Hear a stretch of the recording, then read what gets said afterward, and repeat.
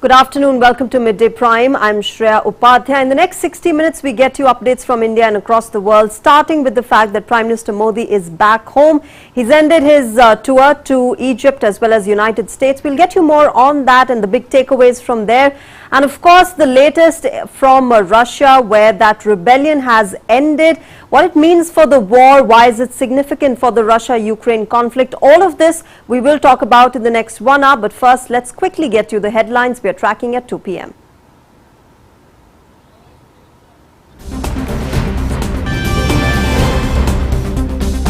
Russia seeks to restore calm after an aborted mutiny by Wagner Group mercenaries. Monday declared a non-working day in Moscow to allow time for things to settle. There was little evidence of increased security in the capital. Ukraine president and his defense minister hold series of calls with allies to discuss security situation in Russia. American president and Canadian prime minister reaffirm unwavering support. Wagner Chief set to leave Russia after ending rebellion to avoid arrest. Belarus says broker deal in return for rebel safety.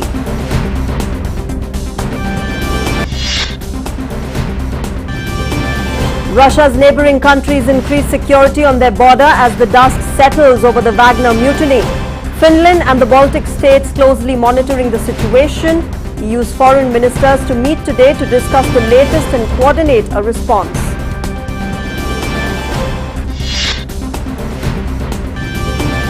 Greece's Kyriakos Mitsotakis wins the second term after New Democracy Party clinches landslide election victory. Conservatives scored their widest margin in almost 50 years as voters reward them for nursing Greece back to economic health.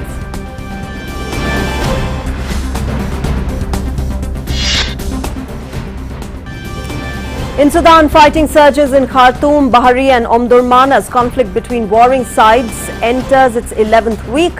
Sudan's paramilitary rapid support forces seized the main base of a heavily armed police unit in the capital. Ceasefire talks in Jeddah suspended last week.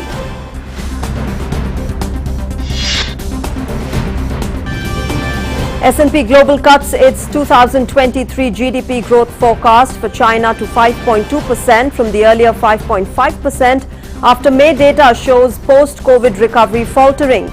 Several major banks, including Goldman Sachs, have also lowered their estimates this month.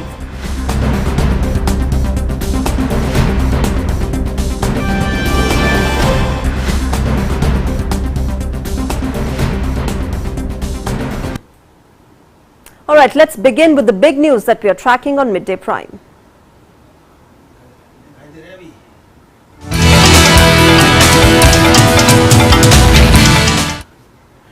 Well, Russia sought to restore calm on Monday after an aborted mutiny by the Wagner Group mercenaries over the weekend, while Western allies assessed how President Vladimir Putin might reassert authority and what it could mean for the war in Ukraine.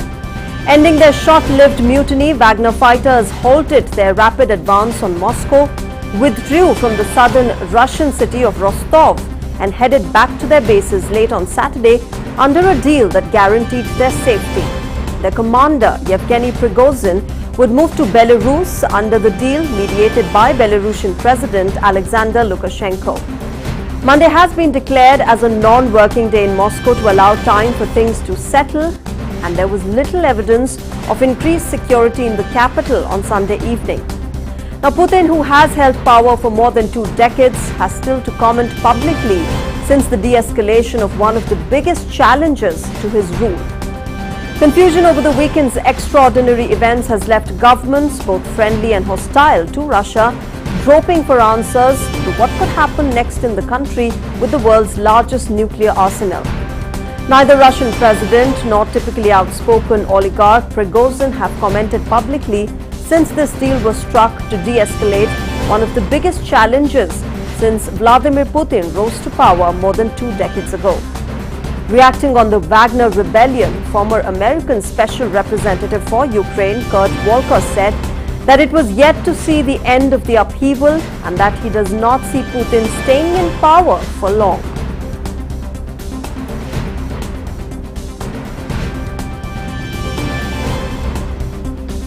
Meanwhile, Russian Defense Minister Sergei Shoigu was seen inspecting troops and was said to be in an area where Russia's special military operation is taking place. Shoigu appeared for the first time since the deal was struck on Saturday to end what the authorities had called an armed mutiny by the Wagner mercenary group aimed at ousting him. There was no word from the Kremlin about any new personnel changes when it described the deal which had ended the mutiny. Now, the Kremlin said the question of personnel changes was the sole prerogative of President Putin and could have hardly been part of any deal.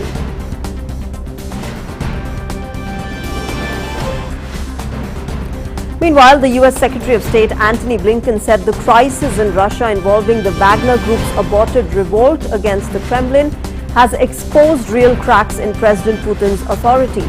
In an interview with American media, he said that the Russians are distracted and divided and that it may make their prosecution of aggression against Ukraine more difficult. He added that the full extent is yet to be assessed. In the meantime, Russia is returning to normal life. Our correspondent Dasha Chernishova has more from Moscow.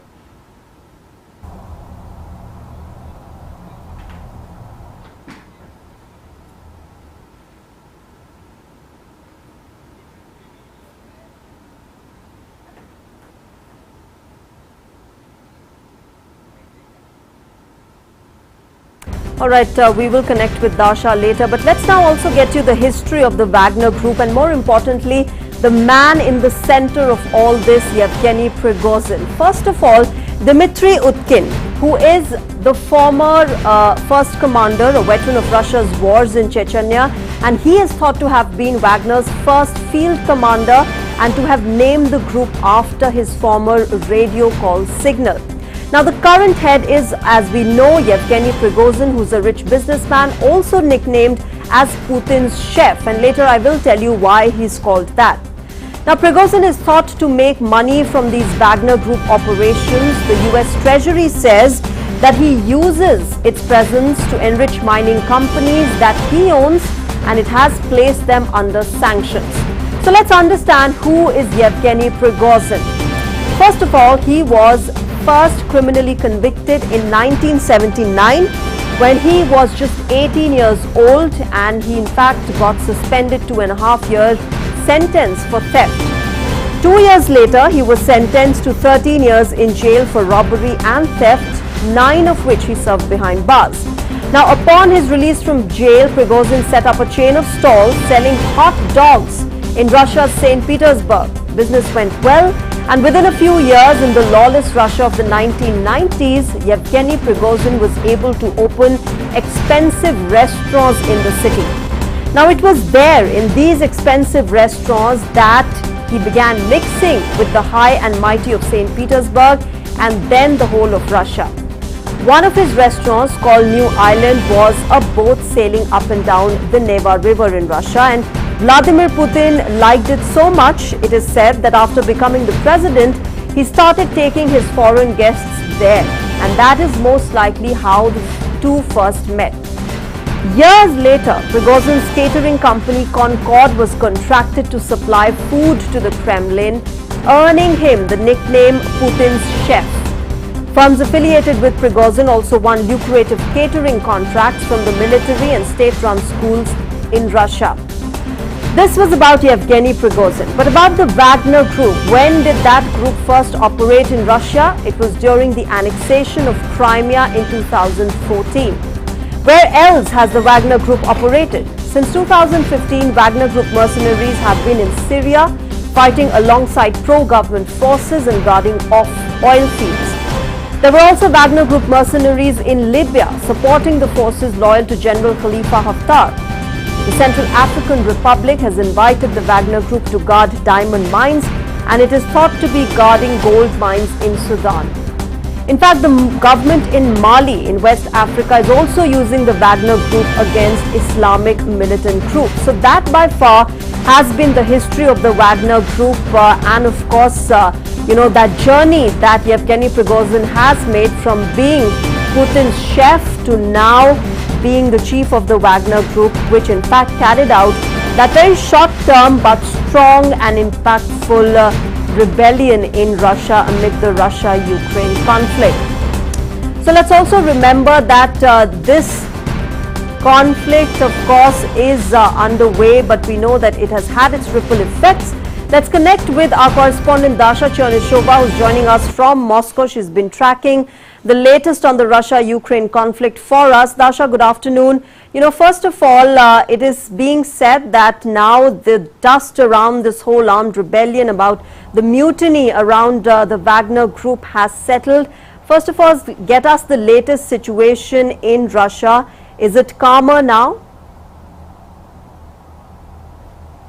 Absolutely. The counter-terrorism operations regime has been lifted in Moscow, the Russian capital, as well as in Moscow region and in Voronezh region. These are the areas where it has been introduced tougher checks, heavier police presence. All of these measures are now gone, as well as the Wagner fighters who have been on their way from Rostov-on-Don in the south of Russia towards the Russian capital. They have been marching with their convoy through the Lipetsk region, through the Voronezh region. Now, from all of those areas, local authorities have confirmed that the equipment as well as the fighters of the Wagner mercenary group have left. Also, we have seen the pictures of Yevgeny Prigozhin himself taking a car in Rostov-on-Don and driving away from the headquarters of the Southern Military District, which was under his control and of his fighters. And also, we have heard from the Chechen fighters of the special forces who have been deployed to Rostov-on-Don that they have left the city as well. But very interestingly, this morning we are getting the reports from several Russian media outlets that the criminal case against Yevgeny Prigozhin that has been opened is not closed yet. That was part of the deal that has been brokered by the Belarusian leader Alexander Lukashenko, that there will be no criminal prosecution of the Wagner fighters, as well as the criminal case that has been opened against Yevgeny Prigozhin under Article 279 of Russia's Criminal Code, which is incitement to armed rebellion, would be dropped. It's not clear whether the officials have confirmed this information or not publicly. Maybe this was not closed because it was the weekend. But anyway, this is part of the deal as it has been announced by the Kremlin, so we're definitely looking forward towards the official confirmation of this information. Okay, Dasha, if we do go ahead with this information that the case has not been closed and that the Wagner mercenaries have left Russia towards Belarus, is it official now that they will not be part of the Russia-Ukraine conflict? And how, if that's true, how would it affect the course of the war? Well, it's not clear whether they will be part of the conflict or not. What we know for sure is that the Wagner fighters will be offered to sign contracts with Russia's Ministry of Defense. In fact, that was a law that has been signed by the Russian president, but that suggests that by the 1st of July, all the volunteer detachments have to sign contracts with Russia's Ministry of Defense. And Wagner Chief Yevgeny Prigozhin has been rejecting this possibility, saying that his fighters would not obey by the rules of Russia's Ministry of Defense. Now that there's been this rebellion and the Kremlin has promised not to prosecute his fighters, they will be offered to sign contracts. So perhaps they could be part of the ongoing special military operation in Ukraine, as Moscow describes it, but it is yet to be seen. What's not clear as well is where Yevgeny Prigozhin is now and what sort of participation he would have, or what sort of future is expected for his mercenary group. But at the same time, we have seen the pictures and the footage of the first public appearance of Russian Defense Minister Sergei Shoigu, now visiting the command post at the front line, as it was released by the Russian Ministry of Defense. It suggests that the minister has visited the western grouping of forces, inspecting the area as well as the activities of the Russian army in the area. He was briefed by Colonel General Nikiforov. We also know that he was given additional instructions to conduct additional intelligence and reconnaissance, as well as has been talking about the conditions of the safe deployment of new personnel to the area. So it is the first appearance of Shoigu since this rebellion began, and many analysts in Russia suggest that this is a hint that he will keep his post. Right, Dasha, you know, clearly with the foreign minister there at the front line and President Putin opening that criminal case against Yevgeny Prigozhin, Russia and the Russian government wants to send out a clear message, not just to the entire world, but its domestic, its own citizens as well. Has this rebellion impacted President Putin's image back home as well? Well, what we are getting now from the perception of the people who have seen a very tumultuous weekend is that the situation is back to normal. Many of the Russians expected that the situation would be brought under control. Of course, it's a generational event. They have not seen that before. The previous time that any of sort of those events have been taking place was in 1991. The result, of course, was completely different. But as for the image of the Russian president, we're yet to see some assessments, for instance, by the public posters. But as we understand now, the Russian president is not expected to make an additional address to the nation. The last time he was speaking to the nation was on Saturday morning, local time, when he said that the activities of the Wagner Chief amounted to treason and were a stab in the back. But certainly what is expected now is that the operation of the private military groups will be out of the gray zone. We have heard from the State Duma chairman of the Defense Committee, Andrei Kartapolov, saying that he was working on a law that would regulate private military companies, and at the same time he said that is not necessarily going to ban the operations of the Wagner Group. But certainly what is needed now, and what many understand, is to regulate the work of these groups, because many do also understand that Wagner has played an important role in Russia's military effort in Ukraine. The Russian president himself has been saying that the Wagner fighters have contributed a lot, but the understanding in Russia now is that it is Yevgeny Prigozhin who will be prosecuted, even though the charges are expected to be dropped. But anyway, he is to be blamed, not his fighters. So that's why we understand that the work of this group might continue. In what way, in what form, it remains to be seen. Okay. You know, the reason behind this rebellion, Dasha, was given as the differences between the Wagner Group's chief, Yevgeny Prigozhin, and the Russian foreign minister. And these differences have been well known since this conflict began and the mercenary groups joined in the war. Was this rebellion really anticipated at some point in time during this conflict, considering the fact that there have been differences between the two parties?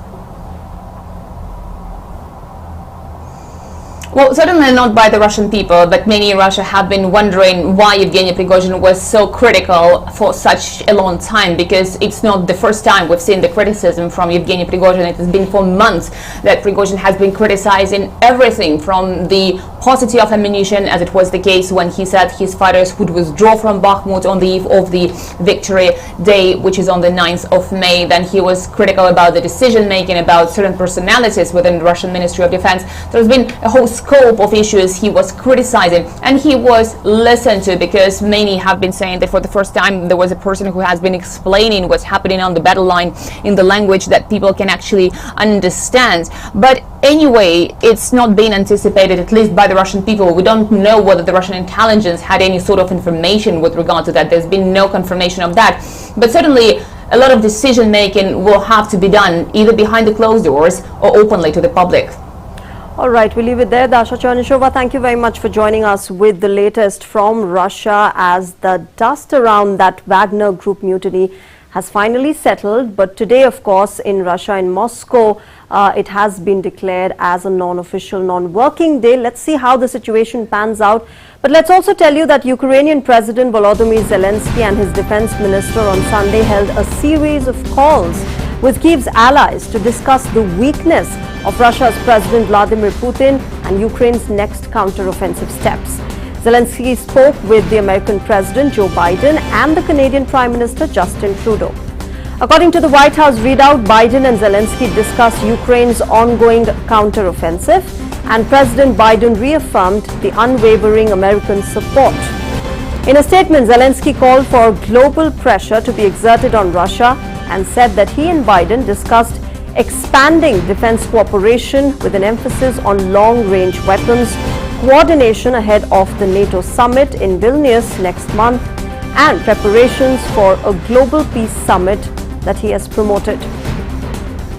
Now, while on his part, Trudeau took to Twitter to inform about his meeting with Zelensky. He wrote, and I quote, "Volodymyr, Canada is committed to standing with Ukraine and providing Ukrainians with the support they need," unquote.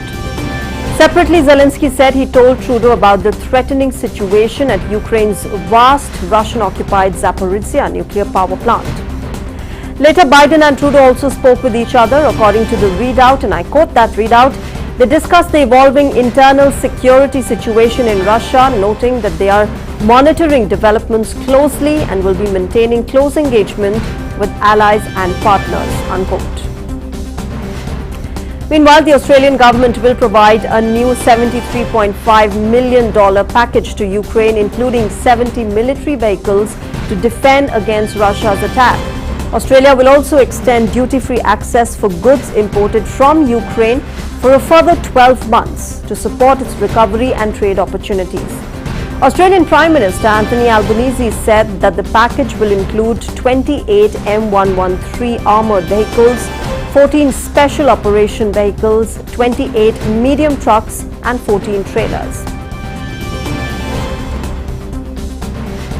Russia's neighbouring countries have increased security at the border as the dust settles over the Wagner mutiny of the last few days. Now, countries including Finland and the Baltic states have all said they're closely monitoring the situation.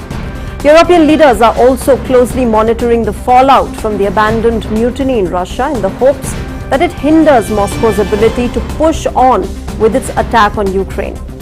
The European Union's foreign ministers will meet today to discuss the latest and coordinate a response.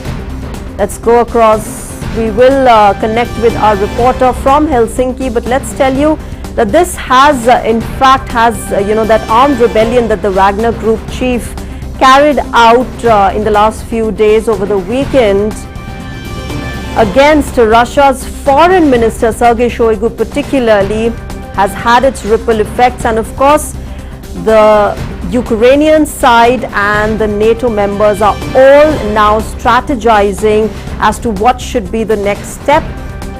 Officially, we don't know yet whether the Wagner Group is still a part of Russia's war against Ukraine. All we know is that the mercenary group has left Russia and they are in Belarus, but that criminal case against Wagner Group's chief, Yevgeny Prigozhin, still remains. It has not been closed yet.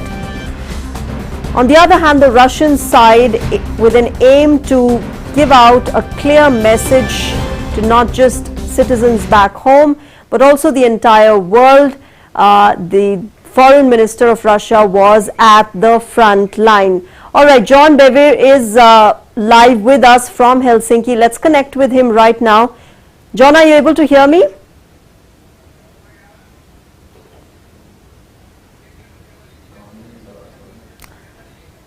All right, while we reconnect with John Bevere from Helsinki in Finland, let's tell you that the neighboring countries of Russia and Ukraine have all tightened their security.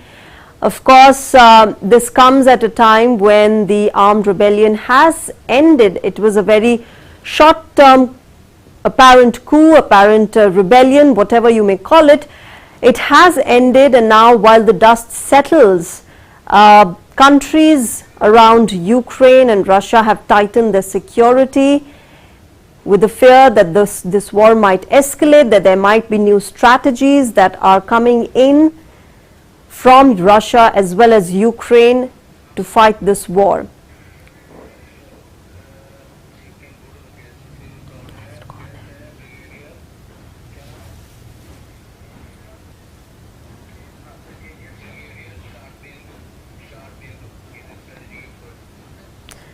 Brigadier Shardendu joins us now on Midday Prime to help us get more perspective on what this means for the Russia-Ukraine conflict. He's a strategic expert. Let's connect with him. Welcome, sir, on Midday Prime. Good afternoon. Good afternoon. Good afternoon. All right. This happened over the weekend. It was short term. It was being called a rebellion. It was being called a coup. And now we have the latest development that the Wagner mercenaries have left Moscow and they're in Belarus. Help us understand what it means for the course of the war between Russia and Ukraine. We don't have an official announcement yet whether they're still part of the Russian side or not. But what does it mean for the course of the Russia-Ukraine war now? Look, the moment this Wagner forces have revolted, I would call it is a revolt against the Russian army, and they had said that very soon you are going to hear some new president taking over Russia. So it was a very sudden and surprising action by the Prigozhin, who is heading the Wagner private army. So it was a shock for the nation, Russia as such, and it will have direct consequences on the Russia-Ukraine war front. Look, the command and the importance of Putin and his one-man show, who is waging the war against Ukraine to have Ukraine totally demilitarized and bring the Ukraine into the fold of Russia again, so that he can to some extent check the Eastern European countries and NATO countries who are congregating along the border side and putting various kinds of defense equipment to check the Russia hegemony. So my point is the Russia is in setback, and this kind of action undermines the authority of Putin. If a person like Prigozhin, who once upon a time a personal very good friend of Putin, and he was given a task to capture Soledar as well as Bakhmut, and they have spent quite number of time. They were together. All the issues before this rebel action, lot of things were shimmering in that area. The indication should have been taken well received by the Russian army. Initially, when they were in Bakhmut, they said that they are not being given ammunition, their ration supply is not okay. Whenever ammunition is allotted, it is disproportionate, and Russian army is doing partiality. And he had a very clear-cut differences with the defense minister Sergei Shoigu of the Russian army. So he had all the time, although he was giving indication that the capture of Soledar was not given due credit to his private army, and the capture of Bakhmut, again he said it is Russian army is not acting the way they are supposed to, and all the blames and good and bad, everything is coming to Wagner group. So all these differences were there, and ultimately when they were withdrawn from Bakhmut, then they said that their camp has been targeted, their route of withdrawal have been mined. So all these kind of indications were there, which the Russian army did not react. Actually, they should have reacted. If somebody is making this kind of a statement against the Russian army, they should have acted. They should have acted with caution. And side by side, they had gone and captured the southern district, which was controlling the complete action of Ukrainian military operation. And when they moved in, it was such a easy going for them that they went inside the headquarters and captured the headquarters. And the airfield along that side of Rostov was also captured by them. So it was a very swift action, but there was no resistance. I was surprised that how the headquarters is functioning, how the security of headquarters was organized by the Russian army, how swiftly he went and captured the Rostov southern district headquarters, which was controlling the war of Ukraine. And thereafter, he moved towards towards Moscow. Yeah. And the distance between Rostov and Moscow is 1,000 kilometers, and he reached up till halfway, as short as 200 kilometers short. And then the saving grace came from the Belarus. Alexander, president of Belarus, he intervened. And then with his intervention, and he happened to be good friend of Prigozhin for last 20 years, then he ensured that the safe passage is given to Prigozhin to Belarus. He had talked with the Putin, and thereafter all these rebels, they have been given abhay dan, they have been given some kind of mercy that no action will be taken against them, and that is how this rebel action has been subsided. And a lot of people are blaming Western countries who ignite this or must have supported, or some sort of an indirect support of Russian general would have also been there with the Wagner army. Because once he has given this kind of rebel action and he has captured the headquarters, he moved toward Moscow, it cannot be in isolation. One should be absolutely wrong in his assessment if somebody is thinking that it is action in isolation. Some generals, some Russian army, some rebels must have given due support. That is why such a big action has been taken, and with the timely intervention of Lukashenko, president of Belarus, this situation has been retrieved. Otherwise, Russia was in a great problem. Ultimately, Putin has to come to the national media and address the nation that all the traitors will not be left. Those who had stabbed me at the back will not be forgiven. But ultimately, within few hours, all these statements were taken back, and the Wagner forces have been given their head was given safe passage, and these Wagner soldiers, they've been brought back to the frontiers of the Ukraine to do the further action. Yeah. Okay, Brigadier, I'll request you to hold your thoughts. We're also joined by a correspondent from Finland. John Bevir is joining us with the latest on ground from Finland. Let's connect with him. John, good afternoon. This of course is an extremely concerning situation for the neighboring countries as well. Security has been tightened. First of all, get us the latest situation in Finland. What are the authorities really looking at when they're tightening the security? Yeah, well, absolutely. You are right to say there is concern amongst the neighbouring countries.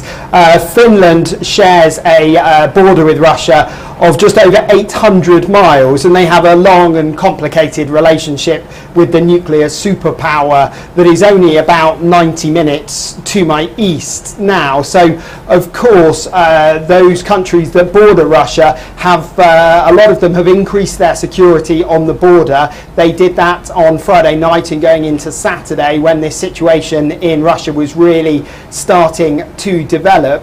Foreign ministers, though, who are currently meeting in Europe at the moment have said that there is not an immediate threat to these countries that have Russia as a neighbour. So they are trying to play down any fears in terms of security, but at the same time all have said that they are monitoring the situation very closely and certainly taking it very seriously. For example, the German foreign minister was supposed to be going to South Africa on a trip. She has delayed that trip in order to go and meet other EU foreign ministers today. So everybody keeping a very close eye on what's been going on in Russia. You know, John, also clearly everybody is looking at the situation closely, and the Ukrainian side, of course. What are you picking up from the ground? What's the Ukrainian side mulling now? Is there going to be a change in strategy? What is their way forward now? Yeah, well, NATO have, all they've said to me is that they are monitoring this situation. But certainly insiders within the EU have said that actually what happened in Russia this weekend is the best possible thing that could have happened for the Ukrainian counter-offensive that is still taking place. Seeing this disunity in the Russian ranks, this possible lowering of morale, and very much concern amongst Russians about what role Wagner troops will be playing in the future, if any, well, that is very good news for the Ukrainians from a military point of view. So certainly Ukraine says their counter-offensive is going to continue as it did before. They are hoping to make some gains. Certainly at the moment the fighting remains fierce, and it remains very difficult in terms of small gains being made from time to time. Just a very small gain here and a very small gain there. It is worth noting actually this morning that I'm just seeing if we've got any latest on this, that Sergei Shoigu, the defense minister in Russia, they released a video of him. In theory, he is touring Ukraine, but whether that actually got released today, we're not quite sure. Yeah. All right, John, stay with us. Let's also take this point to Brigadier Shadendu, our strategic expert who's joining us in this discussion. Brigadier, this of course is one of the best situations that Ukraine could have had, the internal rebellion in Russia. But we also heard Volodymyr Zelensky saying that the counter-offensive by Ukraine is slower than desired. This was last week when he made this statement. But over the weekend, the kind of situation that we saw in Moscow, do you think it's going to give a big boost to the Ukrainian counter-offensive, and now the ball is in Ukraine's court in terms of changing their strategy in this war?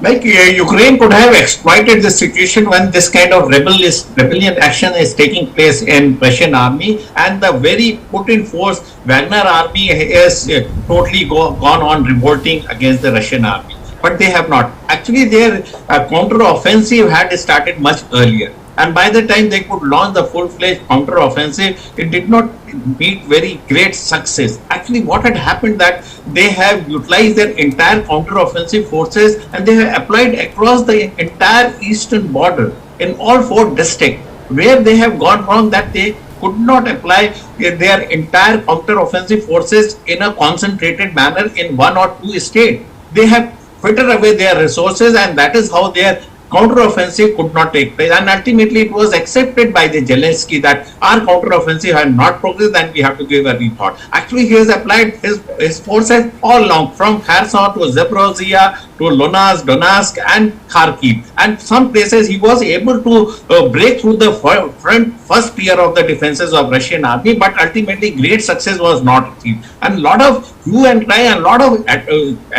and lot of thing was said about the counter-offensive, that when counter-offensive will be launched, Ukraine will be able to recapture their lost ground, but it has not happened. Ultimately, they have to give a rethought.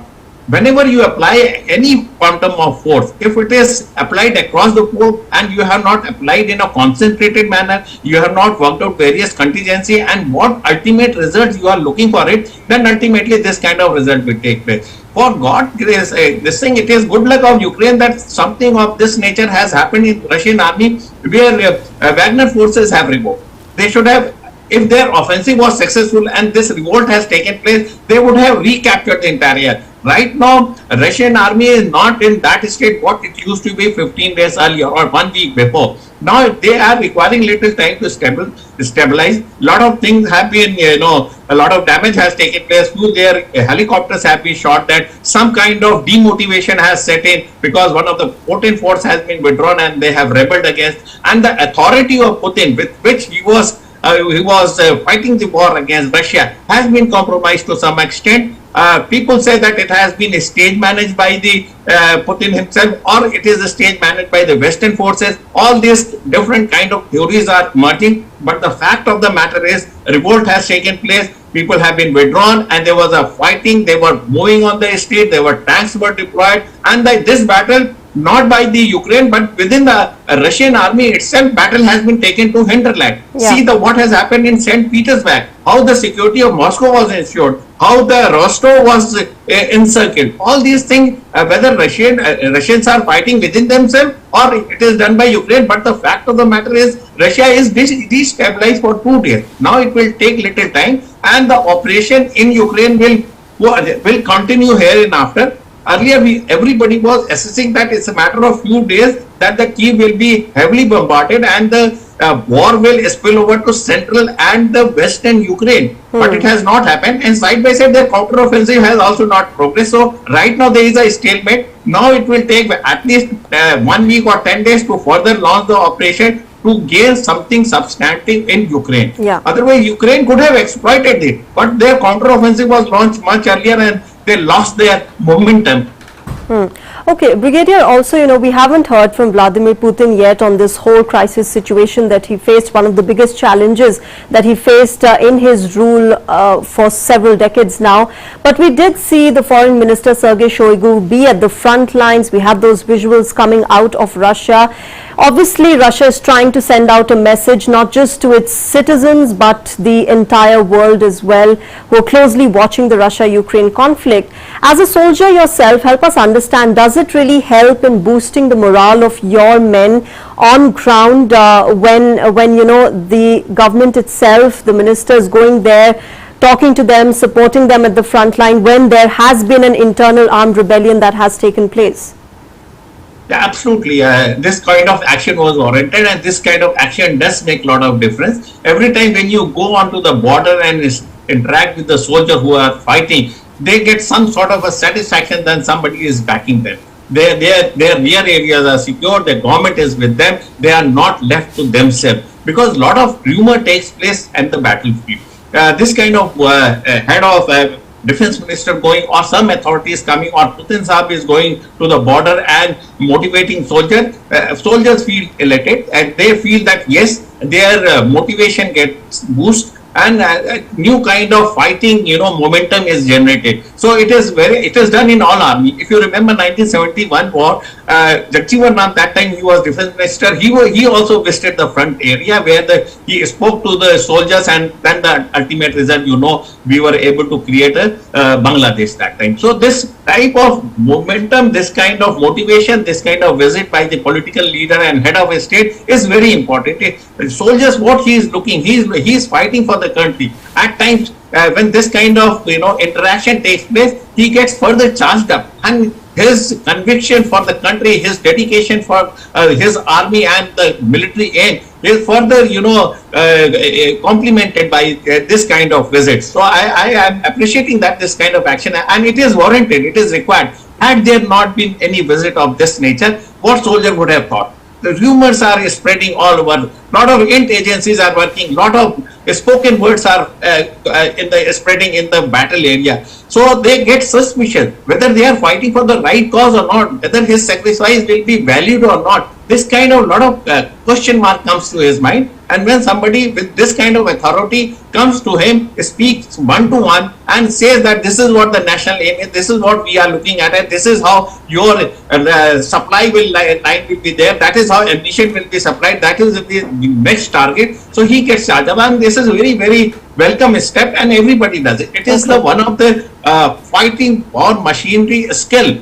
That soldiers are there, their military leaders are there, politicians are backing, the business technocrats are ensuring the supply chain is maintained, and their war waging factories are producing day and night various ammunition and weapons. So this kind of whole nation gets involved in that, and it is, if they move on to the front risking their life, yes, it is complimented, and it is good for the soldier to continue his fighting for the cause of the country. Okay, with the Wagner mercenary group into Belarus now, obviously the Russian military has weakened in terms of the manpower and resources that it has. The Ukraine side is still, not as outgoing as it could have been. Like you said, it could have exploited this situation even more. But how do you see this Russia-Ukraine conflict panning out now after this kind of a crisis that has happened in Moscow?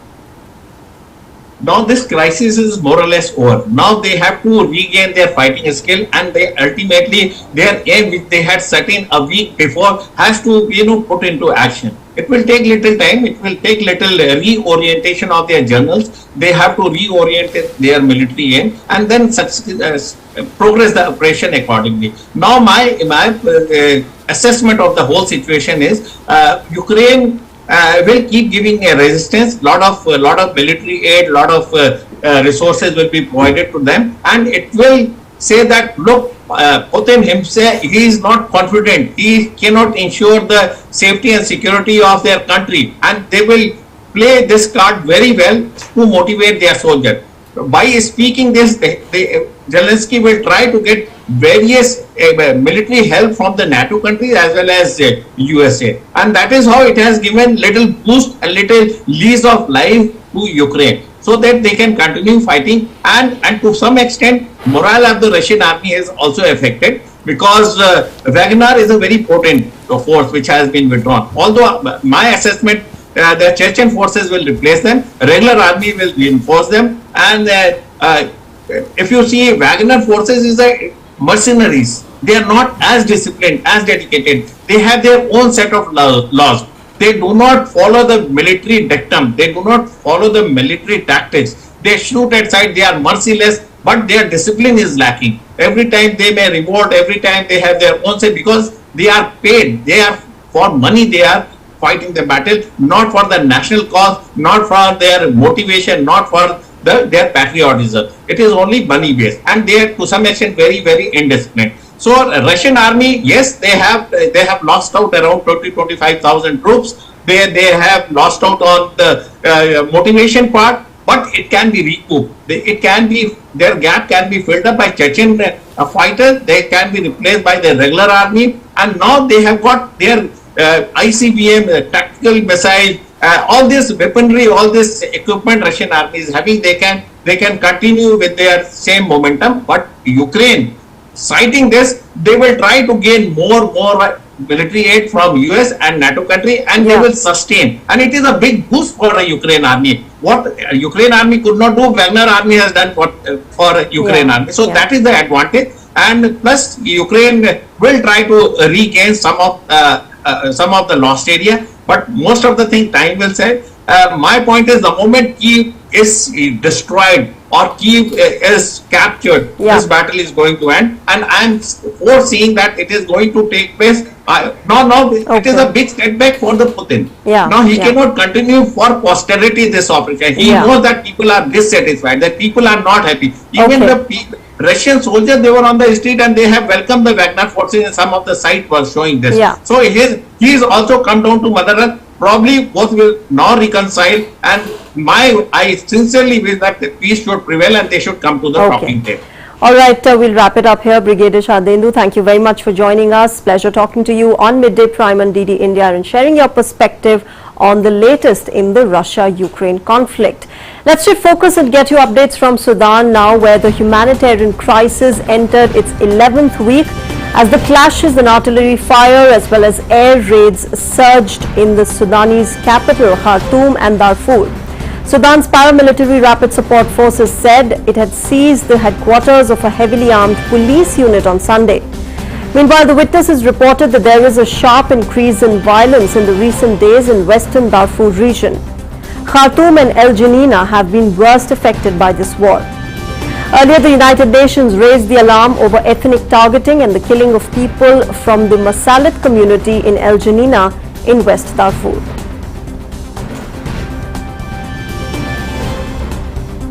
In Sudan, meanwhile, houses shook from the continued fighting between the Sudanese army and the rival rapid support forces. DD India's Isaac Lucando gets us the details on the latest. Witnesses in Khartoum say houses there shook from the continued fighting between the Sudanese army and the rival Rapid Support Forces, or RSF. Many residents in Khartoum report that the majority of the city's district no longer have water or electricity. The United Nations says since violence erupted in mid-April, almost 1.5 million people have fled the city. Additionally, 2,000 people have been reportedly killed in the continuing battle for power between Army Chief Abdel Fattah Burhan and his former deputy leader of the RSF, Mohamed Dagalo. The UN says 25 million people, more than half of Sudan's population, need aid and protection, but only 2.8 million people have been reached so far. The Sudanese Doctors Union also reports that around 2/3 of the health facilities in the country have gone out of service, with those still operating running low on medical supplies. Aid agencies trying to reach those in need say they are struggling to get visas for foreign humanitarians and secure safe corridors. With the two sides showing no signs of halting the fighting, Sudan could be looking at prolonged conflict with regional ramifications. Isaac Lucando reporting for DD India in Dar es Salaam. All right, business updates now. S&P Global said it has cut its 2023 GDP growth forecast for China after May data showed a post-COVID recovery was faltering in the world's second largest economy. It has reduced this year's GDP growth forecast to 5.2% from the earlier 5.5%. The research note on Sunday said that China's recovery should continue, but at an uneven pace, with investment and industry lagging. S&P is the first major international credit agency to cut its forecast for China's economy this year, although several major banks, including Goldman Sachs, have lowered their estimates this month. Goldman Sachs reduced its forecast from 6 to 5.4%, citing persistently weak confidence and the cloud over the property market as stronger than expected headwinds. China's economy stumbled in May, with property investment slumping further, industrial output and retail sales growth missing forecasts, adding to the expectations that Beijing will need to do more to shore up a shaky post-pandemic recovery. China will roll out more stimulus to support a slowing economy this year. That's according to sources that have been involved in policy discussions. Greece's Conservative New Democracy Party stormed to victory in a parliamentary election on Sunday, with voters giving reformist Kyriakos Mitsotakis another 4-year term as the Prime Minister. With most votes counted, the centre-right New Democracy was leading with 40.5% of the vote and 158 seats in the 300-seat parliament.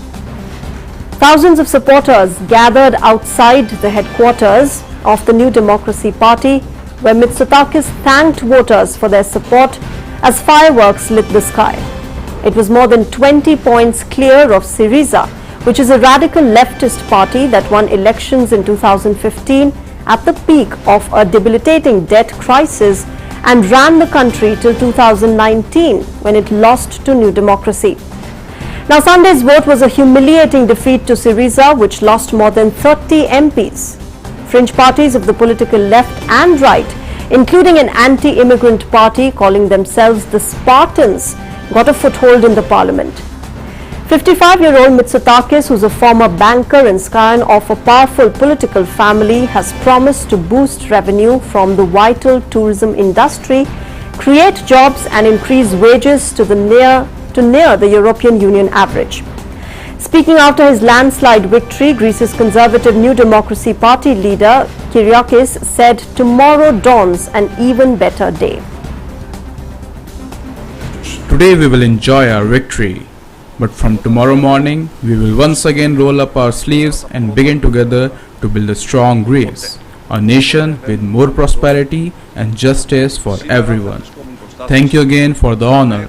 Tomorrow dawns an even better day for all. Meanwhile, polling stations closed on Sunday in Guatemala's tight presidential election, which has been dominated by international concerns over corruption, the exclusion of a leading candidate and the cost of living.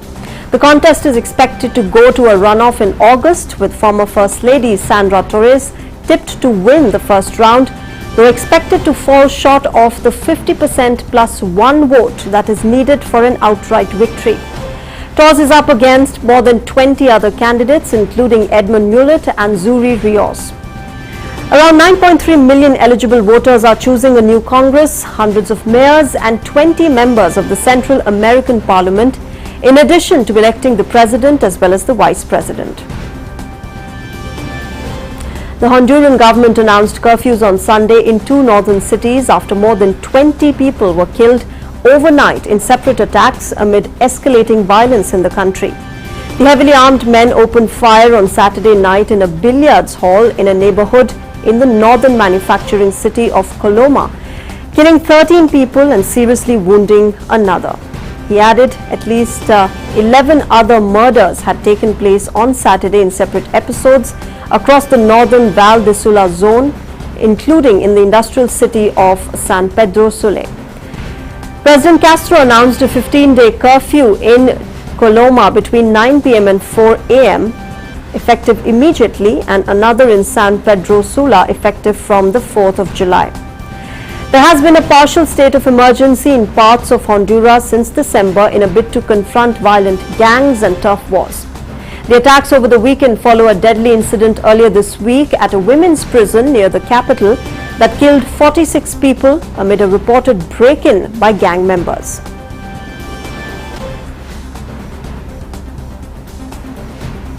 Moving on, education is the cornerstone of the bond between India and the United States.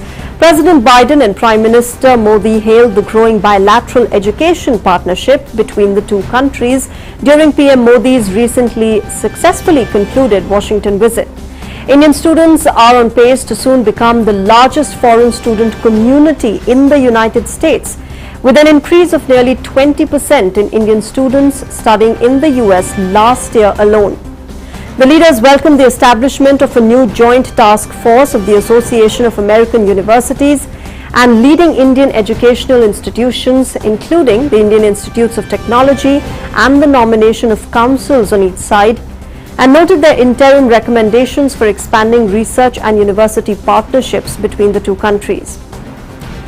They also welcomed the establishment of the Indo-US Global Challenge Institutes to spark deeper research partnerships and people-to-people exchanges between a range of diverse institutions in the US as well as India in semiconductors, sustainable agriculture, clean energy, health and pandemic preparedness, and emerging technologies. Meanwhile, the United States will aid India in developing its naval and maritime infrastructure to create an Indo-Pacific regional hub for ship repairs and maintenance following the creation of the India-US Defence Acceleration Ecosystem, or INDUS-X, last week. It was launched on the 21st of June when India's Prime Minister Narendra Modi visited the United States. The US Department of Defense issued a statement stating that INDUS-X would vitalize the cooperation between the two nations in the defense sector. US Defense Department spokesperson mentioned that fostering defense ties between India and the US was part of a wide-ranging and strategic partnership centered on cooperation in the areas of military and national security. One aspect of this would be the creation of a naval ship repair and maintenance hub in India, which would be able to be used by America and its allies.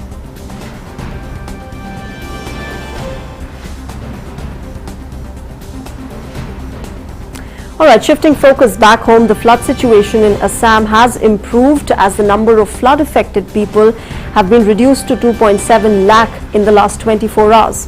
As per the latest reports, none of the rivers is flowing above danger level. The IMD has predicted widespread to scattered rains in most parts of the state today.